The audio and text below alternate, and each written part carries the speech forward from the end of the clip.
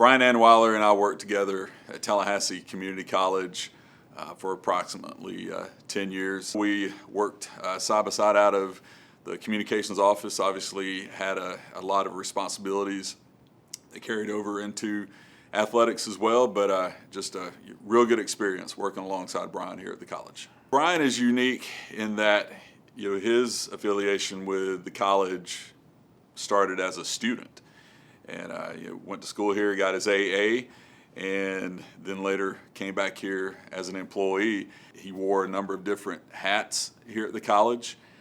He was the communications specialist, but he eventually became actually the interim director of communications for a time when Jim Nash retired in the early 2000s. And then I believe it was 2004, he became the director of athletics, and he carried that role until he left the college in 2008. One of the highlights that I think Brian would point to would be men's basketball, playing in the national championship game in 2006. Softball went to the national tournament down in Auburndale, I believe it was, in 2008. I think Brian did what we encourage all of our students to do even today. He found a way to get engaged outside the classroom. When he was a student at Tallahassee Community College, he made a connection with the men's basketball staff, and he became their videographer as a student.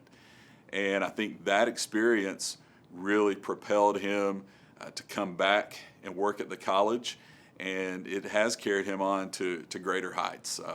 From TCC to Northern Virginia Community College as a college-wide coordinator of student activities, and now back to Wake Technical Community College, where he's director of athletics, and back in that athletic-only role again, which I think is what he really enjoys. I know when he went to Northern Virginia, it was overall student activities, but one thing in particular that he was asked to do was elevate their athletics from club sports to NJCAA, and he successfully did that.